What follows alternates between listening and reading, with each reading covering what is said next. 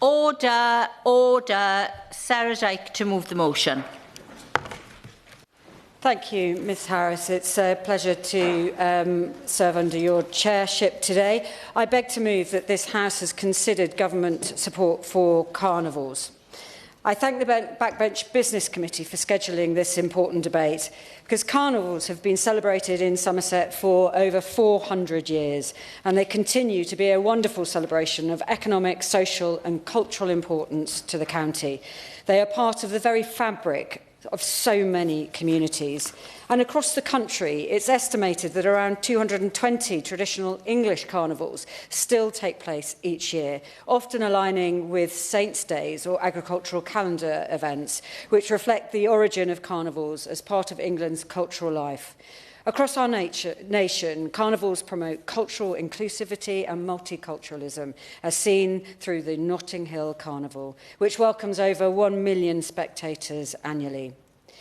Ms Harris, last Friday, I was pleased to bring local carnival club and committee members and stakeholders together at a roundtable event in Glastonbury. It was a pleasure to meet with so many dedicated volunteers who worked tirelessly to make Somerset's illuminated carnivals so special.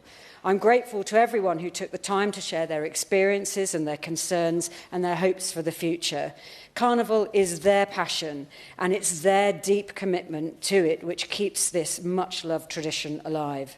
The number of hours each club and committee put into building and maintaining their carts and organising each carnival is simply astounding. Minnie Shepherd, a member of the Mendip Vale Carnival Club, spends 6 nights a week committed to assisting local carnival clubs whilst building and maintaining carts. This highlights the real level of commitment given to carnival by club and committee members and so many more. And for most involved in carnival, this dedication spans decades and for some lifetimes. Now, in Somerset, the tradition of carnival originates from Guy Fawkes' foiled Catholic gunpowder plot of 1605. From these roots, carnivals continue to be an integral part of Somerset's cultural identity. West Country carnivals are unique by being illuminated nighttime winter events organised solely by local volunteers. Nigel Clark from Wells City Carnival Committee told me, "It's our love for this tradition that binds the whole community together." Illuminated carnival parades occur in over 30 towns across Somerset between August and November, with the most famous being the Magnificent Seven of the Somerset County Guy Fawkes Circuit. This fantastic circuit starts in Bridgewater and concludes with Glastonbury Carnival, which this year will be held on the 21st of November. Glastonbury Carnival celebrations can be dated back to at least the mid-19th century, and records show that in the 1840s, bonfires and a carnival were organised by the Bonfire Boys. 1920 was a turning point, though, in the attitude towards Glastonbury's carnival celebrations, when the Chiltwell Guy Fawkes Carnival Committee was formed. Other carnivals in my constituency are Wincanton and Castle Carey, and they're both part of the Wessex Grand Prix circuit. And this was the brainchild of Keith Berry from Frome Carnival Association and Gordon Stockman of Castle Carey Carnival Society. And I'm pleased to say this year it celebrates its 41st year. So, Ms Harris, given the illuminated carnival's unique place within British history, they must feature on the UK's inventory of living heritage. And it is incumbent on the government to ensure they remain a living part of our heritage and are not allowed to disappear from Somerset streets. Now, carnivals are not only a cherished, integral part of Somerset's cultural identity, they are also economically significant to our region. Across the southwest, culture plays an important role in the regional economy, estimated to be worth over £1 billion annually, with Somerset's carnival season generating over £40 million every year. These events provide a major boost to local businesses, with carnivals generating a large increase in footfall, supporting hospitality, catering, retail, leisure and the entertainment sectors. Now, Hazel Di Gregorio chairperson of Glastonbury Chilkwell Carnival told me that in 2025, more than 400,000 spectators attended the 7 Somerset County Carnivals, with over 100,000 visitors gathering in Glastonbury for the Chilkwell Carnival on Carnival Day alone. And I can attest, I was there, it was a wonderful procession. Now, the Magnificent Seven of the Somerset County Guy Fawkes Circuit contributes over £4 million each year to Somerset's economy. The tourism sector is a huge sector for the West Country's economy, and it's illuminated carnivals that help to sustain this economic activity during the winter months, bringing visitors and spending into rural communities during the quieter season, off-season of the tourist season. Now, these benefits are not only economic, they're also charitable. Since 1980, over £2 million has been raised through street collections at the 7 Somerset Carnivals, with much of that money supporting local charities and community groups. And behind every carnival are the clubs and committees who work tirelessly all year round, fundraising, building carts and organising processions, feeding back into the local economy at every step. So when we talk about Somerset's illuminated carnivals, we're not only talking about the spectacle, the culture and the tradition, we're also talking about jobs, businesses, tourism, charity and community investment. I will, of course. Thank you, Madam Chair. Pleasure to serve under you. And I don't know whether you've had the opportunity to ever visit one of the Somerset Carnivals, but they are spectacular and huge. So I just wanted to point out that one of those Magnificent Seven is, of course, Wells, and the second that is in my patch is Shepton Mallet. And these not only, as the Honourable Lady was saying, these not only contribute to cultural life, but actually the number of volunteers is absolutely huge. They work on carnival, making what we call carts, carnival carts, all year round, as was mentioned earlier, but actually that engages young people in the activity, and it's absolutely fantastic that so many, I mean literally hundreds and hundreds and hundreds of young people get involved in building the carts, and they really are a spectacle, and I would invite you to come down to Somerset and have a look. You'll not see anything else like it anywhere else in the country. I thank my honourable friend for her contribution. Less of a question, but I wholeheartedly endorse the offer of visiting Carnival in Somerset. It is a spectacular sight, as she rightly points out, and I will come on to the contribution and the importance of young people continuing to be part of that tradition and the skills that they can learn by getting involved in Carnival.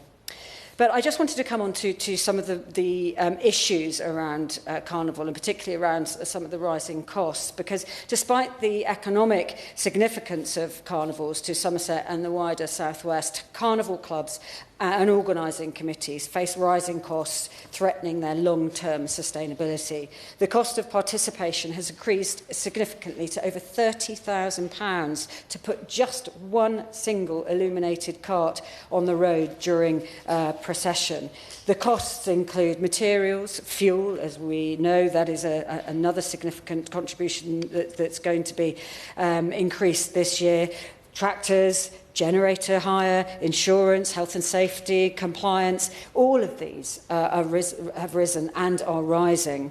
Now, historically, carnival clubs have sustained themselves through a combination of membership fees, local fundraising and sponsorship from local businesses. But with small businesses navigating a challenging fiscal landscape, many simply can't afford to sponsor local clubs, no matter how much they value them. So, Ms Harris, given these challenges, I would welcome the Minister outlining how this government plans to safeguard the viability of Somerset's illuminated carnivals and whether they recognise the financial damage losing them would have on our regional economy.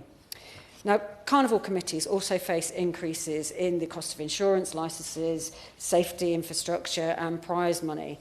And Paul Birch, the entry secretary and lead organiser of Castle Carey and Arnsford Carnival Society, told me that the cost of organising and running their carnival has risen from £9,000 in 2022 to this year, it's likely to be over £13,000. The carnival in Wincanton, in the east of my constituency, was revived by John Sanson in 1977, but sadly had to close in 2009 for 6 years due to a number of financial restrictions. But thankfully, a local committee was formed in 2015 to bring back this much-loved carnival. Now, volunteers are key to running successful carnivals, but with fewer volunteers available, some carnival committees, like Castle Carey's, are now forced to pay for professional marshalling costs to assist with manning the road closures. For smaller carnival committees, these costs are even more crippling. South Somerset Carnival Park Committee's costs covering insurance, first aid cover, radio hire, barriers, and obviously the road closures now exceed £6,000 and are rising. These growing costs place enormous pressure on those volunteers and committees. Now, a key reason carnival committees are struggling is due to the sharp decline in money raised through street collections. Now, for generations, the collections taken along the carnival routes would help cover the cost of events, with the significant remainder being donated to local charities. Reg Cohen, president of Glastonbury Chiltwell Carnival, tells me that collections have been falling year on year, with the coins and notes that once filled collection buckets becoming far less common in increasingly cashless society. Those that will remember going to carnivals years ago will remember throwing coins at a cart as it was going by. Now, obviously, as we less and less go out with cash in our pockets, that is done less and less. Because carnival committees in Somerset have attempted to adapt to this by introducing QR codes and digital donations. However, in many of Somerset's rural towns, unreliable mobile signals make this simply impossible and actually logistically very difficult to do. Because spectators simply don't want to be doing that while they're at a carnival procession, because they want to see these amazing illuminated carts as they're going by. Of course I will. Thank you, Madam Chair. Brilliant speech. And I'd say thank you to the honourable member for Glastonbury and Somerton for bringing this debate in the first place, because it's really important. And my honourable friend from Weston-super-Mare.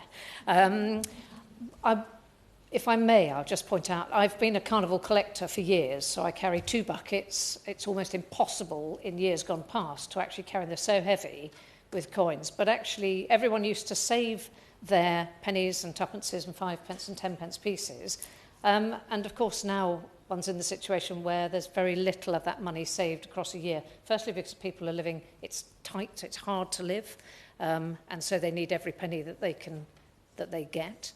And secondly, as was mentioned, the lack of Wi-Fi. Now, in fact, in the City of Wells and in parts of Shepton Mallet, but particularly in the City of Wells, almost the whole of the way east of Wells is without any Wi-Fi, even if you live there. So it makes it incredibly difficult. I wonder if my honourable friend will agree. I certainly do agree with my honourable friend, and I thank her for her question this time. Because she makes a very good point, because the income which was once brought in buckets, as she rightly says, and thrown onto some of these carts, this is what sustained carnivals, and it's just simply not there, and indeed it doesn't go far enough to cover the cost of running them with all of these associated additional costs. And this concern has led to leading club and committee members within my constituency, including John Dando from Glastonbury Carnival Committee, Sue and Gordon Stockman from Carey Comedians Carnival Club, and Dr Andrew Talon from Mendip Vale Carnival Club, founding the Carnivals in Somerset Promotion Project to help project this unique tradition from disappearing, and less urgent efforts are made to widen participation and increase support. So I thank them for bringing this brilliant project to the forefront to keep our brilliant carnivals alive. Now, I would like to highlight not only what carnival clubs bring to Somerset's culture and economy, but also the opportunities they bring to members. At my round table, people told me about the vital, practical, teamworking and social skills they gained, along with engineering, electrical, carpentry, costume design, event organisation, and publicity and accounting, to name but a few of the skills that are on offer within the carnival environment. These are all vital hands-on skills that can translate directly into future careers for younger members. This is particularly important in rural areas like Somerset, where opportunities for practical learning and apprenticeships have diminished. Ms. Harris, for young people for whom the traditional education system just isn't suitable, carnivals provide an outlet to develop skills, learn from experienced volunteers, and they can contribute to their community. Now, in Somerset, 7% of 16 to 18-year-olds are not in education, employment or training, which is above the national average. Sally Taylor from Wick Carnival Club in Glastonbury stressed the role clubs play in helping young people with SEN to gain skills and opportunities. However, for this to continue, we must make sure carnival clubs can access the safe and secure premises from which they can operate. Kim Toms from South Somerset Carnival Park noted that 2 clubs on the South Somerset circuit face closure as they don't have adequate physical space to run their clubs. One currently only has outdoor storage space, while another faces the expiry of their shed lease next year. And following more than a decade of negotiations, planning permission has finally been granted for South Somerset Carnival Park to build a new storage shed on the Dillington estate for 4 carnival clubs. These facilities are not simply workshops, they are community and educational hubs. Now, while planning permission has been secured, the clubs must now raise the funds to construct the sheds, a process that organisers say could take years, and obviously additional financial pressures. Carnival clubs across the region are facing umpteen barriers when seeking permission for industrial-size units needed to build their carts. So we need a planning system that supports local enterprise and recognises when development will bring benefit to communities. Supporting carnivals and carnival clubs is an investment in transferable skills, strengthening communities and providing opportunities for young people. Ms. Harris, health and safety is absolutely paramount for carnival clubs and carnival committees. Since the late 1990s, organisers have rightly seen increased regulations designed to protect participants, spectators and volunteers. And since COVID-19 pandemic, Somerset Council sadly has not held any safety advisory group meetings prior to carnival season that include all the relevant stakeholders. Avon and Somerset Police's operational planning specialist, Andy Newland, told me that re-implementing this advisory group is key to enable these important discussions. But due to the crisis in local authority funding, Somerset Council has been forced to move to a risk assessment approach. That is why I'm calling for a statutory requirement for councils to hold safety advisory group meetings with all relevant stakeholders ahead of Carnival. With support from central government for local cultural events, we can make sure that our carnivals remain safe, well-organised celebrations for years to come. Now, in the 1990s, Avon and Somerset Police introduced a vehicle special order specifying the height, weight and length of a cart that can be built, known as the box. Now, Diane from Harlequin Carnival Club told me that this approach has levelled the playing field with competitions for clubs, as they're all building to the same dimensions while seeking to improve public safety. So you'd say that is a good thing. But these restrictions have diminished the creativity and flexibility that carnival clubs rely on when designing the carts and the fabulously themed productions. If a performer uses an arm movement too far outside the box, and this kind of reflects some of the breaches that are involved in some of these safety restrictions imposed. So although I understand while the box is in place while the cart is being transported along the highways outside of a procession, it's really important that we're able to flex this ability to make sure that while the carnival is in procession, it gives the most spectacular overview that it possibly can while it's doing so. So in order to achieve the right balance between safety and expression, I implore the Minister to bring together the Vehicle Certification Agency, carnival clubs and committees from within Somerset so that carnival clubs and committees can voice their concern on this matter. Carnival clubs and committees in Somerset are not opposed to the regulations. They themselves called for stronger safety regulations to professionalise carnivals in the late 1990s. They support sensible restrictions, but these restrictions must be fair and developed in coordination with the very people looking to keep this tradition alive. Ms Harris, carnivals are a wonderful example of community cohesion brought to fruition by the hard work and commitment of local volunteers. Across communities, they continue to bring people together today, as they have done for hundreds of years, but we must make sure that they continue to do so in the future. Ms Harris, put simply, Carnival is part of Somerset's DNA, and I very much hope that we can secure its future long into the future. This House has considered government support for carnivals. Co-sponsor Dan Aldrich. Thank you, Chair Harris. It is an honour to serve under your chairship. I'd like to start by expressing my gratitude to my colleagues, the Honourable Member for Glastonbury and Somerton and the Honourable Member for Wells and Mendip Hills, for their hard work to secure this debate and the passion we share for Somerset carnivals and our communities. I'm also really grateful that the Tourism Minister was in her place for this debate. It was a pleasure to welcome her to Weston-super-Mare last year to launch her appointment as Tourism Minister at the Grand Pier in Weston. It meant a lot to my constituents, and it really matters that the Minister chose my town, a place long overdue serious government attention and investment, so thank you. It speaks to my values, and I believe the values this government hold dear and the reason why I fought to represent the town I love back in 2024. We believe in these communities because we are them and we need them to succeed.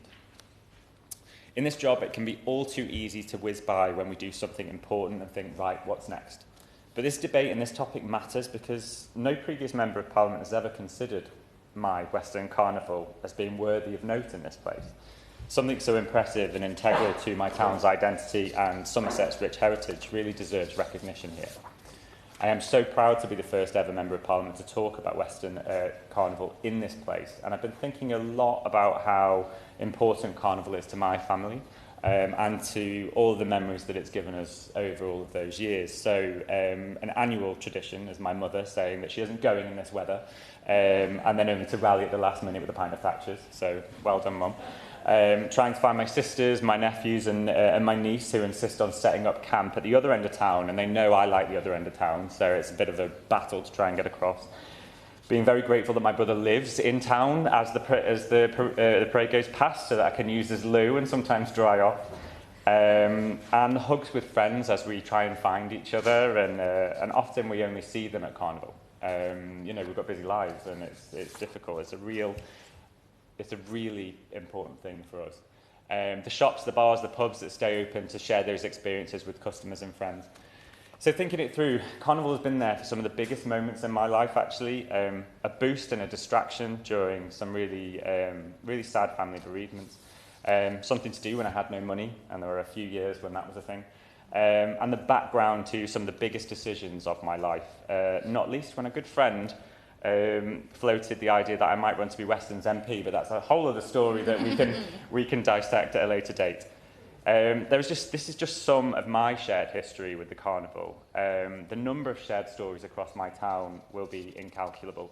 Carnival speaks to something fundamental in us all, the need for community, but also to seek out light and joy in those cold winter months. The electric lights and the loud music of the carts might be modern, but the spirit of Carnival is rooted in something very instinctive, human and ancient, like our historic county. It's about resilience and community, but also defiance and rebellion. It allows us to shake off normality, let loose, extend that season that starts with Halloween and trick-or-treating. Western Carnival is part of the run-up to Christmas too, which is why I think I love it quite so much. especially when the Christmas carts come by. You will see me singing and dancing to Mariah Carey's All I Want for Christmas Is You. It's a tradition and it will happen forevermore. Everyone's relationship with Carnival is both personal and shared across the community. I think that's part of what makes it special, is it's something for everybody and everyone has their own memories, stories and traditions. And it also maintains a deeply local feel, even though it wouldn't look out of place in a Disney or Universal Studios production. When friends visit it, they're blown away by it. They can't believe it isn't as globally renowned as carnivals in Rio and Venice. And some people might sneer at that, but come and visit it, come and see it before you judge. It's interesting, our best kept local secret has, however, started to get out there. People have started to notice it on Instagram and TikTok. Millions across the world are starting to watch it. And if you look at any of the insight stuff about where people are logging into, it's actually sometimes it correlates to where other carnivals are. People are interested in what's happening. And what I really hope is that translates into people coming and visiting. When it comes to Western Carnival, I will play favourites, as I expect my colleagues will do too. We all genuinely believe ours are the best because place and community matters far more than some might think or believe. And in a world of increasing disconnection, Carnival is a beautiful, bright, singing, dancing advert for the power of human connection, and we've put it at risk at our peril. It is fair to say, however, that to love my Carnival is to love them all, because they are an ecosystem, an interconnected ecosystem, and they all depend on each other. And it's dependent on a network of thousands of volunteers, of families with skills and passion that is passed down through generations, who maintain, innovate, and deliver jaw-dropping, heart-pumping wow factor year on year. Going to Carnival with your parents is a thing of wonder when you're a child, and it's the most amazing thing when you've got children, young children in your family, and you watch them with these bright eyes, and they're just so in awe of it. It's a beautiful thing.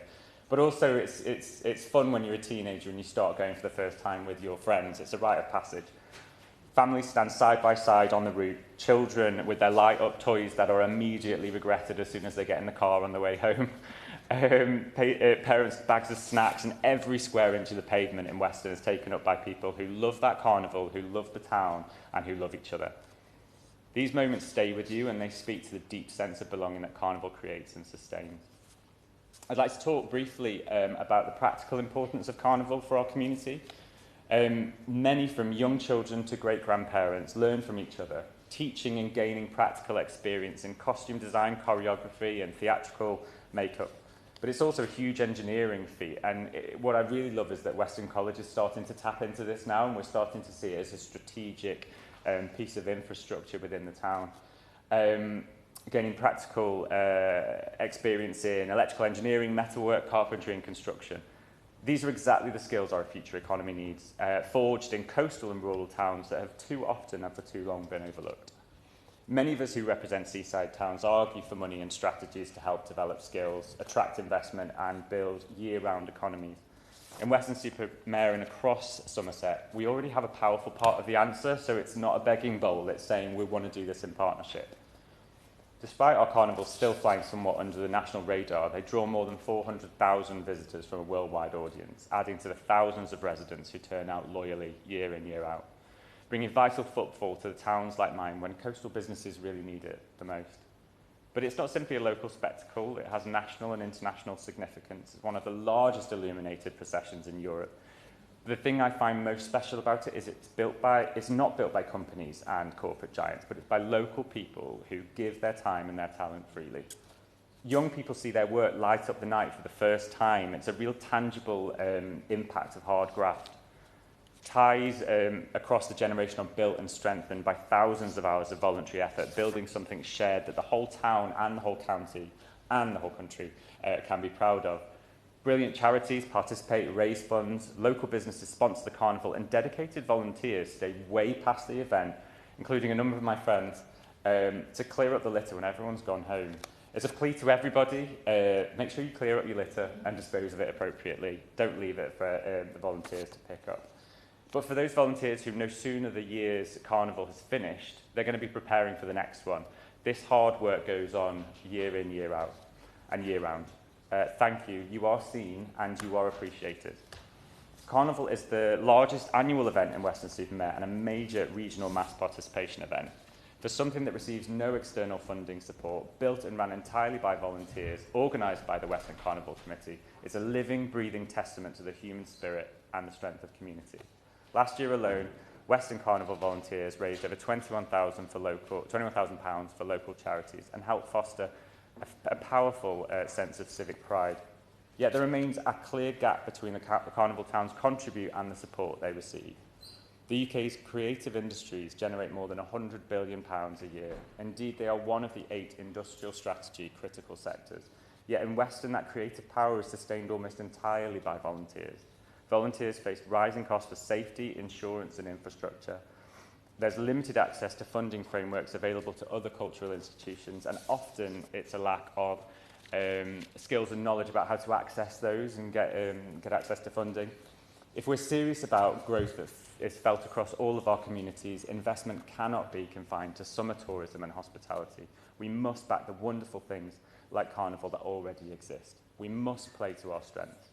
If we do, coastal economies and towns like mine can grow sustainably and thrive for the next generation. Because towns like ours matter, it is up to all of us in this place who represent towns to use our voices effectively and collectively to build the case for a better settlement that looks to our unique strengths, not simply see us as subsidiaries of cities.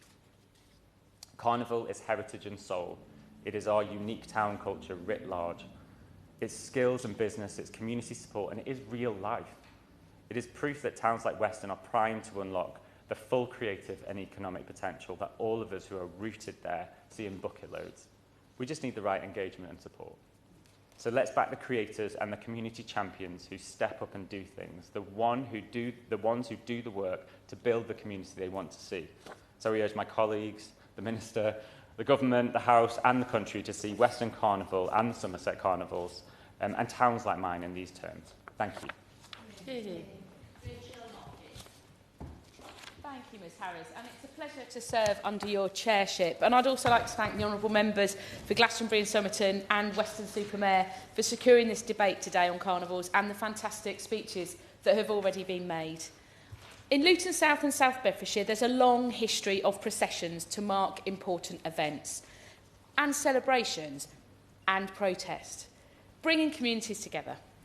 In Luton, this dates back as far as the 1400s, when guild feasts were a common feature of local culture. In the South Bedfordshire part of my constituency, many of the villages still participate in the traditional May fairs, which date back to medieval times, to mark the beginning of spring, and I've been delighted to attend these community events in Studham and Kensworth, which are full of fun, including school children dancing around the traditional maypole, music, community spirit and just good times. But in Luton, Carnival goes back a long way and is slightly different. In May 1976, we held the first Luton Carnival as we know it. This was to celebrate the 100th anniversary of Luton becoming a borough. And to give away a little secret, yes, I was there as a very small child with my mum and the other members of the Luton Labour Women's Council, who hosted one of the stalls in the street fair. But from these small beginnings, it has quickly become a significant annual celebration, showcasing the rich mix of cultures that call Luton home. The Carnival particularly spotlighted the influence and impact of our Luton Caribbean community, many of whom who came to the UK as part of the Windrush generation and found their home in Luton, as well as the cultural influence of our African diaspora. Growing up, Carnival was an institution, I have to say. It's the classic you'll imagine. Up the side streets, stacks of speakers, loud music, everyone having a good time. Whether we'd get some food on one corner, we'd see the costumes of the parade on the other. In 2012, Luton International Carnival was officially recognised as the biggest one-day carnival in the UK, and this legacy remains, with the event still one of the biggest annual events of the calendar, a true representation of unity, music, culture that embodies the spirit of our Luton community. And I'm really proud to have the UK Centre for Carnival Arts, a registered charity and Arts Council NPO, in my Luton South and South Bedfordshire constituency, which is dedicated to promoting excellence within carnival arts, championing the work of carnival groups across the UK and connecting, inspiring and strengthening the carnival arts sector. Our carnival is a symbol of everything that makes our town special, celebrating our diverse heritage, our energy and, importantly, our togetherness, making us one town full of many voices. There's no greater evidence for this than the wide-ranging list of participants who join the celebrations, alongside our Caribbean groups such as the St Vincent and Grenadines. Whether it's the Luton branch of Ukrainians in GB, Luton Roma Trust, Luton Irish Forum, Luton Keralites Association, the Luton United Associations branch, the Luton Mayali Muslim Association, Perturbal the Eastern Sky, just to name a few. And this year, it's even more significant as we celebrate the 50th annual Luton International Carnival on Sunday the 24th of May, coinciding, in course, with this year, the 150th anniversary of Luton as a borough. To mark this occasion, the theme this year is gold. Of course it is. With participants showcasing their creativity to celebrate bold and imaginative designs inspired by gold. And the procession will travel again from Luton Town Centre down to Wardown Park, which was the original and traditional location for much of the carnival's history. The impact of carnival and what it symbolises has been passed from generation to generation in our town. And last June, I was delighted to host brother and sister duo, Luton filmmakers Nia and Jadine, in Parliament for a screening of their film, Beyond the Rush. The film, developed in collaboration with the British Film Institute Documentary Society, explored the vital impact of the Caribbean community on our economy, nightlife and cultural scene in Luton, from the Windrush generation to the present day, including key cultural events such as Luton International Carnival. And so it's brilliant to bring young local talent from Luton to display this brilliant piece of work in Westminster, featuring some fantastic members of our Luton Caribbean community, and to highlight the enduring legacy of Luton's carnival in our local community. And as has already been said in this debate, carnivals are more than just a great day of cultural and creative fun. They have economic, social, educational and community cohesion benefits. So I look forward, Ms Harris, to joining people from across Luton at this year's 50th Celebrations Carnival, and I'm sure this year will be even more epic than last. Lib Dem spokesperson Victoria Collins. Thank you, Mrs Harris. It's a pleasure to serve under your chairmanship, and it's been a real pleasure to hear about the different carnivals today. And thank you to the member for Glastonbury and Somerton and Weston-super-Mare. And I'm sure everyone here and everyone listening has taken note of all of the carnivals that we have to visit this year. And of course, remember to clean up your litter afterwards. But carnivals are actually quite special to me, but not for the reason you may expect. In my last year at Durham Uni, the first house party that me and my flatmate had was a carnival theme. And so it was that henceforth we were known as House Carnival. Those 5 other girls that I lived with got me through a dissertation, last year exams and heartbreak, and we've been best friends for life, who still, almost 20 years later, and that sounds far too long, I don't want to believe it, are still close friends who still gather for a weekend, even across the UK. But I digress, I'll come back to that. Carnivals are also special to people of Harpenden and Berkhamsted, and as we've heard, all across the country. And I really, for a member for Glastonbury and Somerton, hearing about and across today that multiculturalism that is celebrated, those carnival clubs, those volunteers who dedicate their lives to this, hours of that history that is so special. And I loved what the member for Glastonbury and Somerton said about the living heritage, just how important that is, and the stories that it tells of our past, our present and our future, but also the opportunities and challenges, that kind of the wonder of carnival, but the practicality around it, which is the skills, what we're learning. And the member for Weston-super-Mare shared really beautiful stories of those celebrated family memories, that light and joy, and I loved it when he talked about shaking off normality. And I think we all need a little bit more of that. And a reminder that it not only brings people together locally, but globally. And as well, that idea of that rite of passage. And that actually it's not just being there, but being present. Either you've taken part, someone you know has taken part, and how special that is. And for the member for Luton South and South Bedfordshire, you're not far away from my patch. So that historic and that fantastic multiculturalism, as you said, especially the Caribbean, the Ukrainian communities that are really integral to that. It means that I have put that down for the Luton International Carnival on the 50th one this year.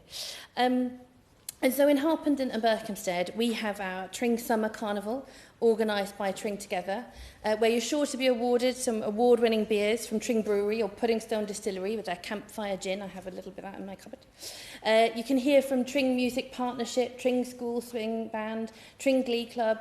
You see the Tring Youth Theatre Project, Tring Shotokan Karate Club, and you have input from the Youth Town Council in Tring.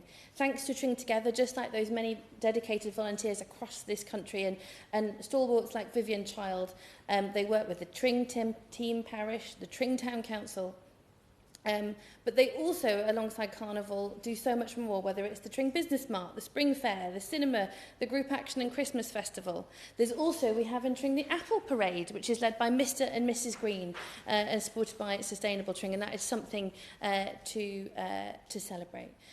We also have this weekend, and sadly I can't make it, but the Tring Feastival. In Harpenden, we have the Summer Carnival, the Christmas Carnival, and all the other joyous occasions that bring the town together. And as has been mentioned today, it also raises money for local charities and supporting so many more of our community. In Berkhamsted, we may not have a carnival by name, but we have Burko Fest. And Burko Fest was where I first met actually John from Hearts Welcome Refugees, who was in Parliament just yesterday, and the way that it brings so many of us together. It's also where I heard the world-class violinist Nikita Vikorova from Odessa in Ukraine, and this was just a few months after we lamented the invasion into Ukraine of Russia and that war that sadly still continues. We also have the Festival of Light with the Berkhamsted Town Council, bringing joy and festivities while filling the St Peter's 800-year-old church with candles for a magical evening. And in Aldbury, we have the Mayfair Wonderful Summer Day with this beautiful colours and the May Queen, and it's just so special, all these traditions which represent, as I said, and has been mentioned, the history, the present and tomorrow. In Somerset, I also mention on behalf of other members, you have the carnival tradition that stretches back hundreds of years and is one of the most distinctive and cherished cultural traditions in the southwest. And it is important to note for the record that Somerset Carnival, which runs across 4 circuits, draws around 150,000 people each year, is a carnival of carts, not floats. I believe that's been mentioned. That's very important, I believe. It's a small but important distinction. The modern carnival raises vital funds, and the circuit which passes through Shepton Mallet, Glastonbury, Bridgewater, Burnham-on-Sea and Midsummer Norton. And I'm told by my honourable friend for the member of Suffroom and East Somerset, who couldn't be here today, that the year's standout achievement went to the Hooky Duck Carnival Club, who were winners of the overall tableau category with their cart Scarecrow Partia, achieving maximum points on all 7 carnivals on the circuit. A remarkable achievement and testament to the dedication and craft involved. And this debate is indeed a timely one, as that tradition faces a real challenge. It's largely kept alive by the older generation with concerted effort around that knowledge, skill and passion, which is so vital but risks being lost. So the questions to the Minister, which I think has been raised, is what more can be done through arts funding, heritage programmes, community support to help pass this tradition to the next generation before it's too late. Each one of these town and regional carnivals reflect its own characteristics and community. Carnivals bring together people of all ages and backgrounds. And just like the House Carnival, which brought me joy, comfort and community and helped to bring out the best in me, carnivals across this country do the same for communities, and we must do what we can to support them. So I hope that today has inspired many more to get involved, to go and visit their carnival. I look forward to hearing from the Minister. Thank you. Shadow Minister Sir Ashley Fox. Thank you, Mrs Harris. It is a pleasure to serve under your chairmanship. And I also thank my Somerset neighbour, the Honourable Member for Glastonbury and Somerton, for opening this debate and describing how important carnivals are to Somerset's culture, life and economy. My neighbour in North Somerset, the Honourable Member for Weston-super-Mare, made an excellent contribution, highlighting how important carnival is to our communities across Somerset. And I thank the Honourable Member for Luton South and South Bedfordshire for reminding us that there are thriving carnivals outside of Somerset as well. I'm delighted to reply to this debate on carnivals today. That is because the Guy Fawkes Carnival in Bridgewater is the oldest of its kind in our country. We can trace our history back to the famous gunpowder plot of 1605. Parliament decreed the lighting of bonfires in memory of the event, and the people of Bridgwater decided to embrace the tradition with some enthusiasm. Perhaps it was because Bridgwater was strongly Protestant, or perhaps it was because they were fans of their elected parliamentarians. I appreciate that may seem unlikely to today's members of Parliament. Whatever the reason, those early celebrations eventually grew into the magnificent spectacle that now takes to the streets of Bridgwater each year on the first Saturday of November and then continues across Somerset. Unfortunately, the earliest years were not well recorded, as local newspapers did not appear in the town until the mid-19th century. Luckily, when journalistic records started in 1847, we can trace the development of the carnival more clearly, making it clear that Bridgwater Guy Fawkes Carnival is the oldest event of its kind in the United Kingdom. In those days, celebrations centred around a huge bonfire on the Cornhill in the centre of the town. People from all corners of Bridgwater would parade to the fire, often in costume. But in 1880, Madam Chairman, the parade descended into disorder and rioting. It is believed that alcohol may have played a part in this. A letter written by Mr. Frank Squire to the Bridgwater Mercury, which is still our town's newspaper, provided a solution. He suggested forming a controlling committee and organising an official procession so that the magnificent costumes could be seen throughout the town. The idea garnered significant support among residents of the town, and the very next year, the first carnival, as we would recognise it today, took place. We now have the longest running carnival in the country, and that is why we are proud to call Bridgwater the home of carnival. It has been my pleasure, as Bridgwater's MP, to visit the sheds where the carts are built, to attend the carnival concerts and watch the spectacular performances, to watch the magnificent carnival as it moves slowly through the town, and finally, to take part in the squibbing. Madam Chairman, if you haven't witnessed it, squibbing has nothing to do with Harry Potter, but it does involve simultaneously lighting a great many fireworks attached to coshes and holding them overhead by up to 150 squibbers. I want to pay tribute to the many volunteers who make costumes, rehearse their acts, construct their carts, judge the entries, raise funds, and undertake the many other hundreds of tasks that are necessary to put on this fantastic spectacle. Thank you in particular to Dave Creedy, the president of the Bridgwater Guy Fawkes Carnival, and his committee for their tireless work. Thank you also to the many carnival clubs within my constituency. I pay tribute to Bridgwater Bells, British Flag, Cavaliers, Centurion, Crusaders, Gremlins, Griffins, Limekiln, Marina Sydenham Juvenile, Marketeers, Newmarket, Hillview, Pentathlon, Ramblers, Renegades, Toppers, Vagabonds, Western Zoyland, Wilfs and Wills.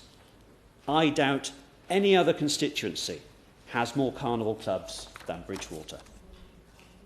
Now, while carnivals are an extraordinary spectacle that attract hundreds of thousands of tourists to Somerset's towns every year, they are increasingly expensive to run. The cost of insurance increases every year. Then there are the costs of compliance with regulations, the cost of diesel, the cost of disposing of waste, and the way HMRC allows, or rather doesn't allow, VAT relief on all related expenditure that are necessary for the carnival to fulfil its charitable goals. Now, the Minister will be pleased to hear me say that these problems didn't start in 2024, but they do increase little by little each year. And the cumulative effect is to make life more difficult for the great teams of volunteers who put so much work to run our carnivals across Britain. So I asked the Minister in her reply if she would confirm, first of all, that the government values our carnivals. Does she acknowledge the contribution they make to encouraging volunteering, to engaging young and old alike in community projects, to raising money for charity and to boosting tourism? And would she commit to working on a cross-party basis to ensure that this great tradition is able to continue for another 180 years? Thank you. Thank you. It is a pleasure to serve under your chairship, Mrs Harris. I'd like to, of course, begin by congratulating the Honourable Member for Glastonbury and Somerton and my honourable friend, the Member for Weston-super-Mare, on securing this important debate and for the powerful way in which they have spoken about their constituencies and the distinctive long-standing cultural tradition of illuminated carnivals. And indeed, all members who have contributed to this debate have spoken with such passion. So I'd like to address some of the direct points put to me before going on to talk about how carnivals impact both arts and tourism.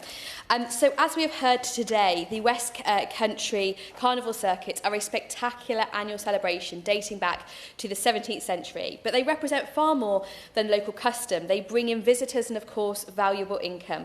So I would like to take this opportunity to congratulate the Honourable Member for her continued advocacy for carnivals, including the Glastonbury Carnival, and for the round table she held in her constituency this month. She spoke about the passionate commitment of everyone who attended that, and indeed she referenced the Magnificent Seven and their impact, things like charity, tourism, culture, volunteering and community. She made an important point about skills and volunteering, which I'll touch on later. She did put to me some of the points around costs, including material, fuels, tractors and insurance. I do completely acknowledge that, and indeed the shadow spokesperson made that point as well. She spoke about fundraising, membership fees and sponsorship and increasing challenges. Of course, as we do live in an increasingly cashless society, we've seen a roughly around 15% reduction in the use of cash since 2017. That is something the government is very aware of. She also made a specific point around safety advisory groups. The government does issue best practice. I could perhaps write to her with that. It's obviously coordinated by the Cabinet Office,